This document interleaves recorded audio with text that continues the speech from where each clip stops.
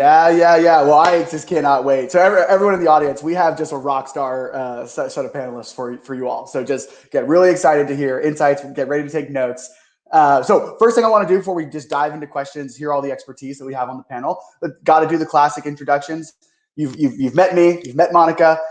So how about we meet Sherry, Tanya, and Serena? Sherry, you want to introduce yourself first, and then we'll go Tanya, Serena? Sure, I'd love to. So my name is Sherry Rossi. I am a senior HR consultant with a company called The Employer's Choice. I've been working in the field of HR for almost 20 years, but my big passion is engagement. So regardless of what part of HR I'm working in, I'm always thinking engagement and how can we make sure that our people are productive, engaged, and happy to be at work. And as a consultant, I think sometimes it's a little harder because I'm not embedded within an organization, but it's also a little easier because as a consultant, they ask me to come in for my expertise. So it's kind of like a two-sided coin. But I'm happy to be here. I'm happy to talk to you guys and for you to meet the rest of this amazing panel. Beautiful. Tanya, you want to go next? Great to meet you, Sherry. Hi, my name's Tanya Schechter. I have over 20 years of experience working with different organizations and teams and also individuals doing coaching and consulting in the leadership space with a particular focus on relationship-based leadership. And for myself, that's evolved over time. And it's really where I feel the focus needs to be is really on those relationships in the heart and bringing that into the workplace. And recently I co-wrote the book, Lead from Your Heart, The Art of Relationship-Based Leadership. And I'm really pleased to be here. I love what Anthony said and Monica and everything that's come up so far. I think it's been super relevant and I can't wait to delve into it. Great to meet you, Tanya. Great to meet you. So excited to have you. Serena, go ahead, please. Hi, good morning, everyone. My name's Serena, and I'm the Vice President of People and Recruiting at Third Love. It's a company that helps create elevated essentials to help women become comfortable and confident. I started my career, believe it or not, in law, got my law degree, and became disenchanted with how little autonomy and reward big firm lawyers got in their work. And so went back to school to the University of Pennsylvania and got a degree in applied positive psychology. And that's where my passion for helping employees, teammates develop into their best selves grew. And at Third Love, we've been focusing a ton on employee well-being and looking at the science on how people operate at their best and trying to create application. So looking forward to sharing some of those things and learning from you all. Awesome. Great to meet you, Serena. And Monica, just amazing presentation. But so you're welcome back. No introduction needed, Monica. You're so awesome. Okay, so let's dive in. We've got a lot to cover, a lot to talk about. And folks, please, any questions, go ahead and post them in the Q&A section. We'll try to get to as many as possible, but you'll want to ask questions to this group of experts. So just to start off, we've heard a couple of presentations, heard my own, you heard my Talking Fast presentation, you heard Monica's amazing presentation on a holistic approach to wellness. So Sherry, Tanya, Serena, I just wanted to kind of open it up and say, hey, anything that just really stuck out that you want to build on, you could just disagree with, that's totally fine. Panels don't have to always agree. Anything that you just want to just quickly sort of say, hey, I love that. I want to go deeper on that. Let's start with you, Tanya, and then we'll go Sherry, then we'll go Serena. Yeah, I love the idea in the radical empathy of that it has to be at the managerial level. It's a competency, not a nice to have, and something that would be developed from in leaders who want to move into managerial positions and also in all employees. And what it really brought up for me was the example of one of the clients I'm working with. Pandemic struck and everybody kind of went into, okay, let's go. We're going to go home. We're going to keep doing the same thing and we're going to go. And by December, 2 or 3 of the employees on this particular team were ready to leave. They were looking for other jobs. They had had enough. It was like, and nobody had any idea, right? Everybody was dissatisfied. Everybody was struggling. They weren't meeting their targets. And the turnaround, once we started integrating that daily conversation of where are you at? What do you need? What are you struggling with? What do you need help? How can I help? And that conversation started taking place. it shifted things around. And that same team 5 months later is now ahead of targets. Everybody's not only staying, but they've decided to engage and set professional goals that they weren't even considering beforehand. Wow.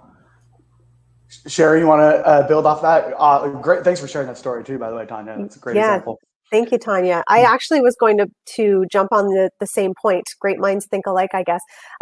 Anthony, I like that you included that it should be a part of the competencies, but also I feel part of the manager's performance plan, because I think that if an employee is engaged, a manager's doing a good job.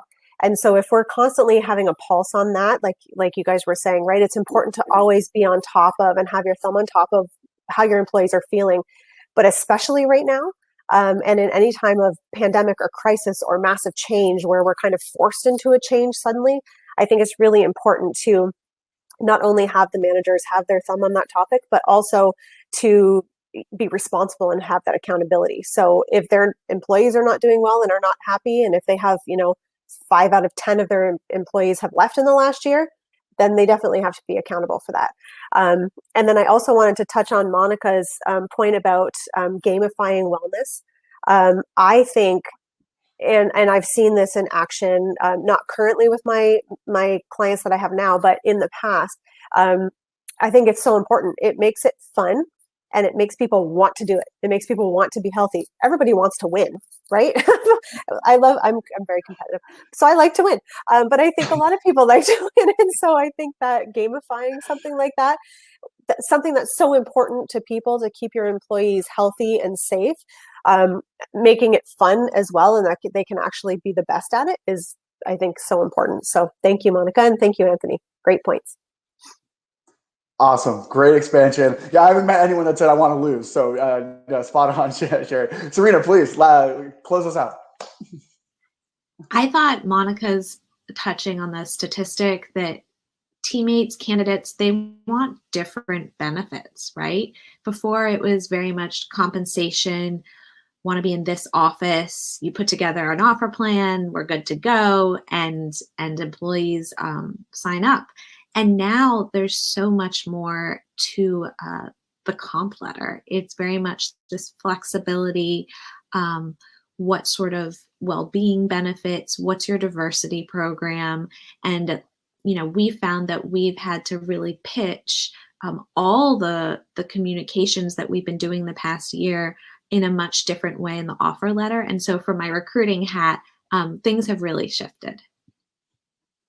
Yeah, so spot on. Monica, do you want to just any response to that? I mean, again, I know you said the nuggets. Go ahead. I'm actually pointing back to one of the things you said, Anthony, when you said, traditional approach, we can't approach things the way we were years ago because so much has shifted. But I love that we're talking about empathy and compassion, and I've been seeing more articles about kindness and times now, because we're working from home and whatnot. We can't just pop into a colleague's office or chat at the water cooler or say, hey, do you want to go for a quick coffee? And I'm going to say to replace those exact things, but it has left a gap. And so finding creative ways as leaders to show kindness and compassion, pay a compliment, say thank you, do something that whoever you're sharing that compliment or that act of kindness with, that they're inspired to pay it forward, because the statistics around that, it all ties together. But as leaders, when we're showing that empathy and compassion and kindness, it creates a huge ripple effect. So I love that you shared that, Anthony. Awesome, folks. Please take notes. These are just experts just crushing it. And again, please feel free to add questions into the Q&A. So wanted to double click a little bit into. We talked about COVID. We've talked about how a lot of organizations really prioritize wellness because of COVID, even though some of the trends were there beforehand. And so I want to ask a very loaded question, starting with Tanya, which is, you think about how things have evolved over years around wellness, but from your perspective, what is the number one most urgent area of employee wellness that the pandemic has shined a light on, or just the number one most urgent factor of wellness that you want to talk about? Yeah, I think that's a great question. I was thinking about it last night and kind of thinking back to when the pandemic started. And, at the beginning of the pandemic, we all went home, and then there was this idea of, I'm going to do the pandemic right. right? So I'm going to go home now that I'm saving an hour, 2 hours on commuting. I don't have to deal with this. I'm going to save so much time from going to in-person meetings and traveling for meetings. I've got so much time. I can not only can keep up with my workload, I'm going to get healthy, I'm going to bake bread, I'm going to, and the list goes on and on and on. And yet what we started to see was, sure, there was this initial rush, like the fight or flight was enacted. People started wanting to do all this stuff. And then people started to feel burnout. There was Zoom fatigue. There was, exhaustion between being able to balance your work and your family. Well, all of a sudden all these kids are home, and not only are you working, but you're also the teacher, and you're the psychologist, and you're the referee when the kids are fighting, and you're the cooking during the day and doing all of this. And so it really highlighted that idea of burnout. And it's kind of like there's that, for me, it's that balance between when does not only burnout become the issue, but also how as in an organization where the organizational priorities become the number one, like we're in a pandemic, we're in a crisis, we got to meet our metrics, we've got to keep going, or we're going to potentially, as an organization, burn out and fail, and you won't have a job. So how do you also not just navigate burnout, but navigate the tension between the organizational needs and the individual person's needs, right? And so for me, that's one of the biggest issues that it shone a light on, is that balance in wellness and burnout. Bang on. Serena, you want to take a crack at it, build on that? Yeah, definitely. I mean, according to the American Psychological Association, 78% of folks now have more stress after the pandemic, and that definitely comes through in burnout. And as we as people professionals, HR professionals, know, when folks are more burned out, as Gallup has told us, they're 2.6 more likely to leave their jobs. And as an HR and people professional, we care most about the people, and of course we care most about keeping them at the team. And attrition is something that is so relevant when thinking about stress and burnout. So we've done a few things at Third Love to try and help connect folks in different ways. I'll point out just one at this point. We can dive into some others. One thing that's really impressed me is the impact of mentoring circles, because they're a professional setting that like-minded and like-leveled folks can come together with a leader and share challenges they're facing in a quasi-social way and a quasi-professional way. So that's one way we've focused to try and create more robust relationships to protect against burnout. Great data, great example. Monica, you want to go next, Monica? Sure. Yeah, I love that. And I think that it ties together with what we've been seeing companies doing with meditation and mindfulness in the workplace. And I think we're all familiar, most of us are familiar with the Google and the Aetnas and even smaller companies, and really all different size companies right now, who are, again, through encouraging open communication, employees are sharing that they are stressed and that they are feeling that they're just moving from one thing to the next. And as Tanya said, from work to family, and everything is a blur. Like we pick up our phone in the morning and then we're go, and then we like drop into bed at night kind of thing. But I think that when we foster this encouragement of encouraging employees to, take walks, the walking meeting, the standing meeting, the fresh air breaks, but really also making the meditation and mindfulness challenges accessible to employees. I think that's really important. And if that needs to be tied to rewards, go for it. It doesn't have to be monetary rewards. It can be other types of incentives that employees can enjoy that may not be monetary. It can be, if we're back to the workplace, it can be free parking, it can be a day off, it can be other things. But I do think that making that accessible and encouraging it, even before meetings, if you're a leader hosting a meeting, have a 5-minute or 10-minute, I'm doing this unstressed meditation right now. It's 10 minutes a day, folks. We can't say we're too busy, because it's going to help us. Because when we do that, we're going to be more productive and more calm and less, frazzled. So as leaders, I think that exactly what Tanya said about, again, stress and burnout, it's on the rise. We all know the numbers, the statistics, but having something that then is available and encouraged for our employees is really important. It's so spot on, that intentionality. Sherry, please. Yeah, sorry, I didn't mean to interrupt you, Anthony. No, go ahead. No, you're amazing. I kind of wanted to build on what Monica was saying. And for me personally, I experienced this, and I'm sure everybody did at the very beginning, where as an HR person, we had to flip all of a sudden from doing our regular work to adding on, how do we keep our clients safe? How do we make sure everybody's healthy? How do we put all these pandemic policies in place? And how do we all of a sudden shift our entire workforce to work from home in the office, but then keep everybody in the warehouse safe? And so, just this constant spurring, and it was late nights, early days, and then all of a sudden, boom, positive case. Okay, what do we do? I got to work with. It was just this constant, and I've seen this within a lot of people within the clients I work with. And I think one of the things that the pandemic has shone a light on is, managers like to only think of their people as workers, right?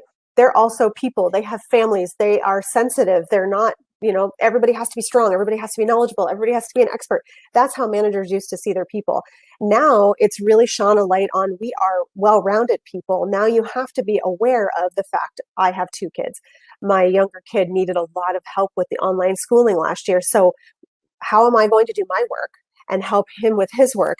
And how is he going to be successful? And how am I going to be successful, right? So this was I saw this a lot with a lot of people.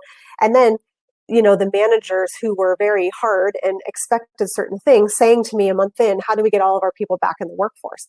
Well, hold on, is that the safest thing to do? And so let's really think about our employees from a well-being perspective. Let's think about our employees from a stress perspective. Can we give them paid mental health breaks, right? Like, you've got 16 meetings today. Can we maybe cancel one and you get an hour to just sit and get off the computer and take your glasses off your face so you can actually see something other than somebody on a screen, right? And so that's what the pandemic, for me, I've noticed really has brought out in a lot of managers who used to be very hard on what their expectations were. They've become more vulnerable, and they've allowed their people to become vulnerable. They've asked questions, and they've really paid attention to the answers. And I think that's what, for me, the pandemic has really shone a light on. Yeah, well, hang out off mute. Yeah, Sherry, I'm going to come right to you. It's a perfect segue to the next question, which is about navigating burnout as a leader, as a manager. And I kind of want to weave in, Akshat posted a great question, which is, in thinking about fatigue and how you navigate it as a leader, how do you also think about this kind of notion of employees potentially, you use the word abused, but employees maybe abusing some of the benefits that are offered up in kind of, yeah. So go ahead, Sherry, please. Benefits, do you mean like mental health breaks and stuff like that? Yeah, and wellness programs. Yeah, exactly. So I think, and I talked about this last week when I was speaking, the clarity of communication and the transparency, right? So a manager can say, I want you to take breaks. I want you to be okay and engaged. And if your kid needs you, go, right? Like, they're most important right now and always. But, it's good for managers to see that. But I think setting that expectation where we will allow you to do this, we'll allow you to have a flexible work schedule. We'll allow you to, as long as you are meeting your deadlines, right? And that's the thing. So I have had employees who have said, oh, I can't come back to work. Okay, why? Because the rest of the people are back and we're essential. So why can't you come? Well, all these plethora of excuses. Okay, well, we will accommodate you to a certain point. But if you're not delivering on your side, then we have to claw back a little bit, right? And so the people who are still delivering, you see them online, they're doing their thing and they're getting their stuff done in a really great quality way, then great, keep it on. But yet might have to claw back a little bit on the people who I really find are not delivering because they are taking advantage of the situation. Great answer. Great answer, Sherry. Serena, you want to talk about that one as well? Yeah, definitely. I mean, I loved what Sherry just said about clarity. In our people tech group, someone I think mentioned clarity is king or clarity is queen, however you want to say it. So this can start from the top, right? In every single all hands meeting, company update, people update, highlighting how employee well-being is, top of mind, and we're giving you these benefits, and also adjusting, I think, the goals that we're trying to accomplish, recognizing the circumstances that we're all in, reassessing what those goals are, communicating both at the company level and at the manager and teammate employee level what those are, and making sure everyone's on the same page. So I think it's looking at where, as you said, maybe wellness wasn't necessarily part of HR professionals' jobs. I actually think also communication. We didn't really run full-blown communication teams ranging from company goals all the way to individual success pre-pandemic. And now we're really that go-to for making sure things are all synchronized and buttoned up to make sure everyone feels equipped to do their best work. So key. Monica, thoughts on this? Yeah, I don't want to repeat what anyone has already shared, and we've talked about, encouraging breaks and walking meetings and things like that. And we've talked about leading by example, but when we're not in the workplace together, what does that look like? And I think that we need to be sharing it in different ways. If we have a social wall, it's part of our wellness program that we're, communicating things through that platform. And again, in a practical way with meetings that we're holding or even that we're part of, to encourage the leader of the meeting to say, can we start the meeting with where we all just go around and share how we're doing, or something that we've implemented that's helping us with our daily routine. I had a client that implemented starting the day with the meditation before people got out of bed. They had a sort of, a challenge to not only do it, they got points for that, but then share how it made them feel and how it changed their day to day. And another company had a mindfulness meditation tied to their meal time, where they appreciated the meal. They didn't scarf it down. They gave thanks for it and ate in a mindful way. And people were coming back saying, this is so amazing. Instead of jumping up and grabbing my phone and feeling stressed first thing, I actually felt like I was in control of how I started my day. Or as a leader, you can say, I start my day with my 5-minute gratitude journal, and I'm so happy to be here today. I have a new mindset when I do that. And so if we're talking about it, sharing it in meetings, allowing employees to share openly as well, I think that goes a long way. And yes, it's different if we're not in person, but there still are so many platforms that we can share that on and meetings that we can share it in. And so just be creative with it and have fun with it, like Sherry said, and just, be the example. Great thoughts, Monica. Tanya, you want to close us out on this question? Yeah, I think there's some really great points that were said about all the different opportunities, and that the number one piece is really staying in connection and in conversation with both your teammates, your direct reports, your manager.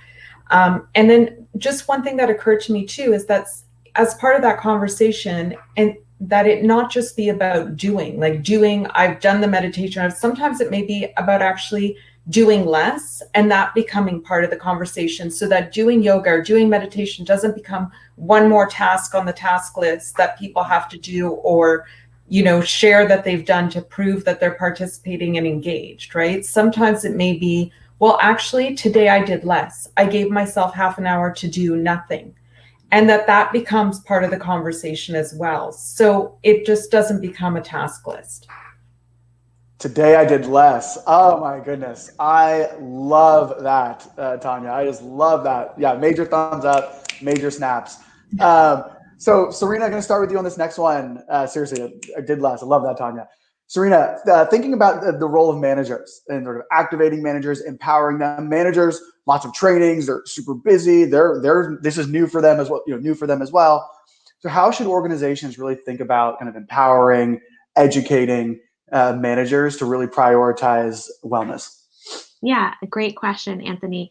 I think it really stems through every opportunity the manager has to connect with their team. So that could range from one thing we've implemented, I think many managers did, was a daily stand up with their team in the morning, either with a fun question to check in how they're doing, and then share anything going on that day. Another thing that's helpful is in one-on-one meetings, thinking about not just the tactical things, but how are you doing? So many folks have had just that need to change their schedules on a daily, weekly, however often it is, and to just be available for that radical empathy is super important. I also think, first and foremost, it's excruciatingly important to adjust goals.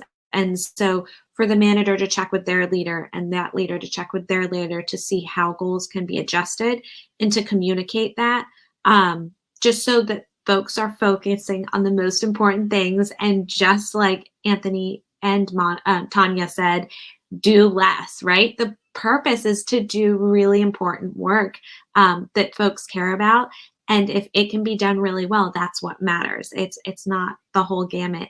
At the Third Love, one thing is 89% of the team is motivated by our mission and values.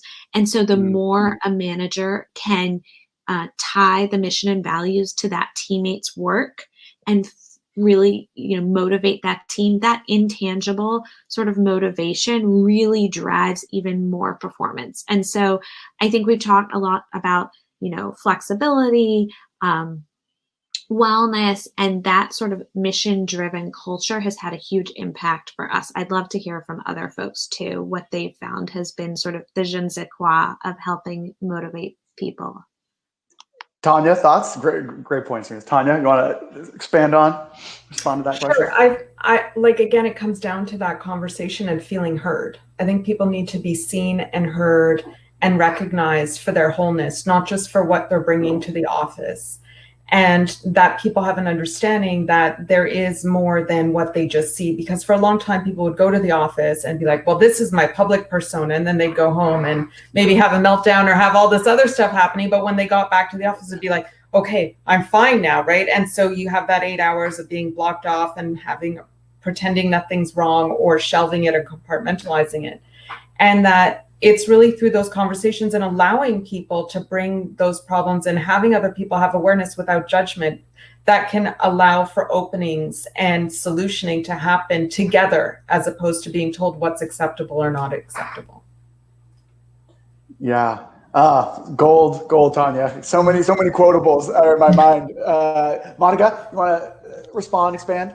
I love that, Tanya. And I do have to come back to what you said about doing less, because I think it's brilliant. And I do think as leaders, when we, talk about leading by example as well, this status of busyness, how many times you ask someone how they're doing and they say they're just busy or they're, just barely getting by or whatever it is, this status of busyness, we have to get away from busy equaling success and taking care of ourselves and,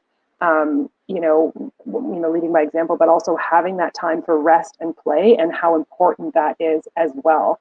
And so it's not about go. And that those expectations around, having employees feel like they have to respond to an email or attend a meeting in the evening or a time when it's clearly like lunchtime in my house is like, And so I'm trying not to schedule things 12 to 1. It was so funny because I was on this seminar at 9 a.m. this morning, Eastern Standard, going, where is everyone? I'm like, oh, it's happening at lunchtime. It's just one of my moments. But the lunchtime is the time when there's things going on here. So maybe scheduling meetings around what employees are saying are their crazy times. And I think it's really important to be vulnerable and authentic. And I'm a big Brene Brown fan. I'm sure you guys are too. But what she shares about being real, again, reflecting what Tanya said, we all struggle. So sharing those struggles, like it's not about coming to work and being perfect. Like I'm a hot mess most days. I don't even know what time this session is. And I'm bothering Becca at like 6 a.m. Vancouver time. I'm online. But knowing that employees have, multiple demands going on and allowing them, breaks and just to take that when they need it, that's encouraged, and to show that you're allowing that time for rest and play and that family time to be family time and to turn devices off. Like I love what you shared, Tanya. I think that's really an important piece and will obviously help with their overall mental wellness as well. So we have to be incorporating that somehow, some way, and by example. So glad you made it on time, Monica, by the way. So I had to share. I always have to throw something humorous in there because I'm always like, hey guys, this is it. Like, this is me. This is who I am. It's great. Yeah, I love that. Getting away from busy being success, activity culture. So spot on. Sherry, you want to close out on this one? Yeah, absolutely. So many good points. My mind's like, yes, everything that you guys are saying. I feel like at the beginning of this pandemic, especially, managers were trying to deal just like everybody else was trying to deal. And so, prioritizing for them, where I would actually say, how are your people? And they would say, what do you mean they're fine? How do you know they're fine? And then we go, so just kind of like bringing it to their attention that they have to check in, because at the same time, I was checking in with the leadership team. Are you guys good? but are you guys checking in with your people to make sure they're good? Because I can't check in with everybody, but I can check in with you. So we were kind of prioritizing who's going to check in with whom and when.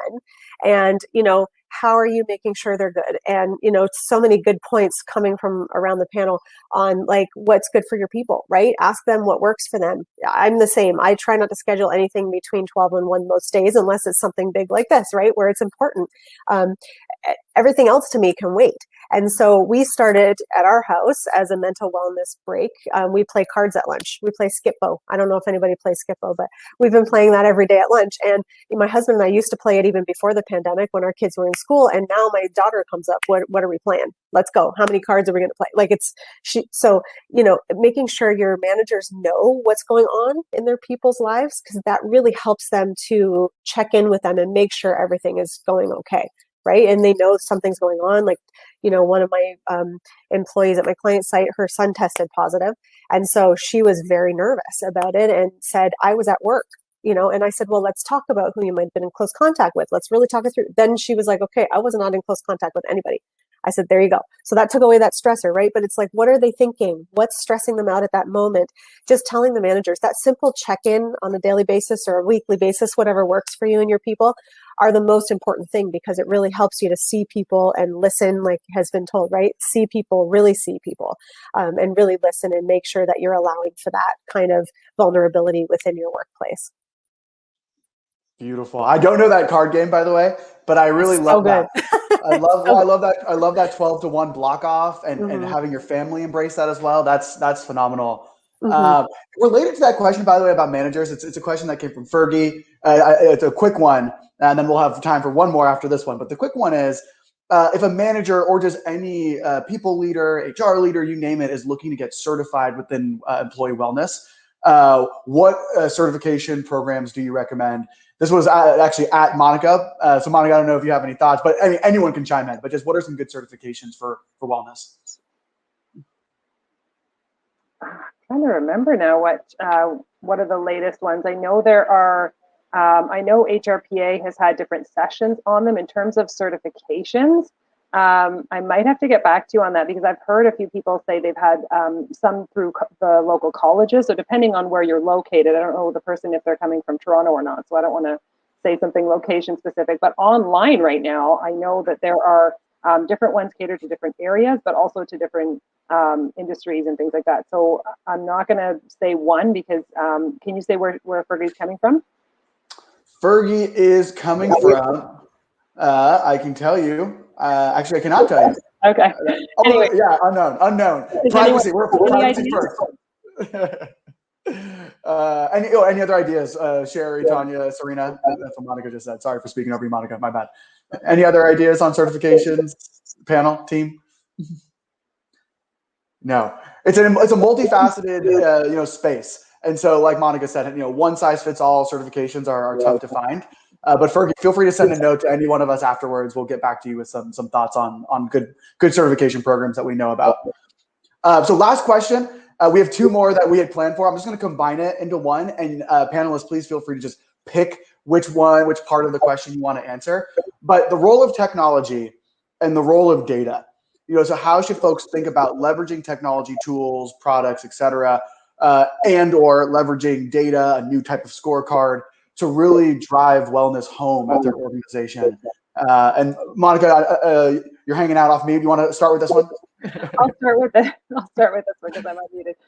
But I do think that technology plays a huge role. And I think that we have to start by looking at what we have in place and what our engagement rates are today. Because what we can do then through our communication and through the scorecards and all those other things is then look at ways to drive it in terms of looking at, does it include that, social wall? Is it easily accessible? Is it easy to use? What are employees saying? Are they saying it's confusing and there's too many layers in it? Or like what Tanya said, there's too many to-dos, like there's a fitness component, hydration component, a sleep challenge component, and they're just like, it's overwhelming, because that's then the opposite of what we want to do. So we have to know, and again, just like our onboarding and our hiring process, it has to be diverse as well. Like it has to offer different things, and we can't expect everybody to be part of everything. If you're struggling with sleep, here's a great sleep challenge that you can access, or different things like that. But I think that it has to for sure be accessible. It has to be tied in with our other offerings so that people know what's going on, they know what's available to them. We've talked a bit about tying it to rewards already, but just encouraging them to use it as needed. And when there is a challenge, not to have an expectation for everyone to join it, to make it fun on the platform, to see who's engaging in it socially, but not to expect everyone to be a part of it, because not everyone's going to, like meditation or like yoga or like the hydration challenge. Maybe they're rocking it and they don't want one more thing on their plate. But I do think that there are really creative ways of using it, and it is about collaboration and unity. And at the end of the day, we don't want to pressure our employees to feel like it's another thing to do, but we want to make it fun. And like we've talked about hobbies today, like you like Scrabble, I like Scrabble, Sherry might like running, I like running. That, hey, I didn't know that about you. So that, again, sense of community engagement as a way of bringing people together, as instead of burdening them with another thing on their to-do list. I think it's really important to utilize the technology appropriately and customize where needed. Beautiful answer. Can't wait to play you a Scrabble, Monica. Bring it on. Serena, please. Yeah, so just to touch on a couple of things, we do regular surveys, so it touches on the data point of your question, quarterly engagement surveys, and we actually have one person from the HR team, check in with every single teammate once a quarter. And so the goal of that is to make sure we receive data both in sort of a 5-minute survey format and a 15-minute in-person check-in. And with that information, that informs decisions about our offerings. So trainings, certain wellness benefits. And one thing that we found was folks have unlimited time off in our headquarters, a My Time program, but they found that when they tried to take time off during the pandemic, they were still getting hit with tons of emails. So we actually, through information, in the feedback, we decided, hey, we're going to give everyone a wellness day off on the months that we don't have company holidays. And that has been a huge sort of game changer in using our data and ways that we check in with people to inform other things. Another thing we decided to do was have a monthly mindfulness session, stretching session. People don't want it every day, but to have that ritual, which, by the way, Sherry, I loved how you have a ritual every day at lunch, something folks can rely on. And so I think in addition to the regular check-ins and the regular mindful sessions and the regular wellness days, it provides a level of certainty in the uncertainty, and that's been really impactful. Thanks for sharing those examples. We'll go Sherry next, then Tanya, you'll close us out. Okay, perfect. Monica, I hate running, just so you know. I'm not a runner, so don't try and engage that. I hate it.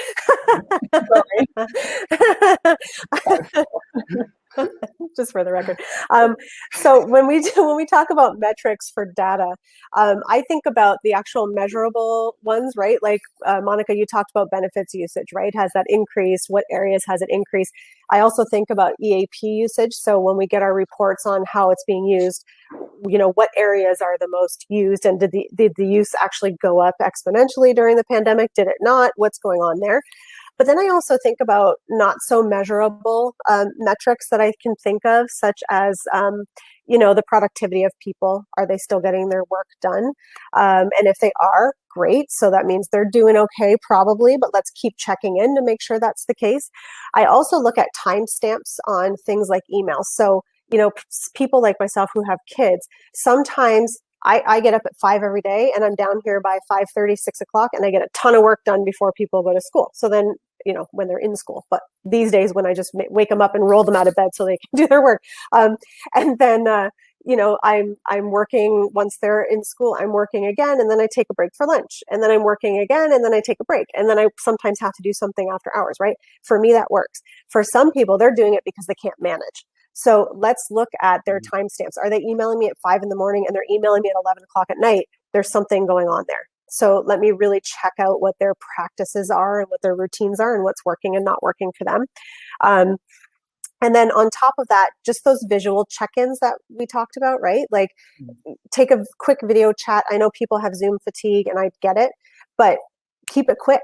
If you're on there, we used to go to meetings, and this, for me, pre-pandemic, you're in a meeting for 3 hours, nothing gets accomplished, right?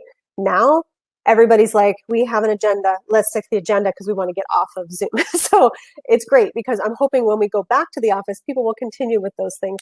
But just those daily check-ins with people, or weekly check-ins, whatever you feel your people need, just so you can see their face. And I know last week I talked about, do we want to make people turn on their video or not? I think for daily check-ins, it's really important. because you can tell if I've been crying, right? Like you can tell if I'm upset. You can tell if my blood pressure is through the roof, or if I haven't done my hair in 6 days. You can tell all of that stuff when you look at the video, and then you have a better idea of whether they're doing okay or not. Beautiful, Sherry. Tanya, final word. I think those were all great points. And I think it comes back to that micro and the macro.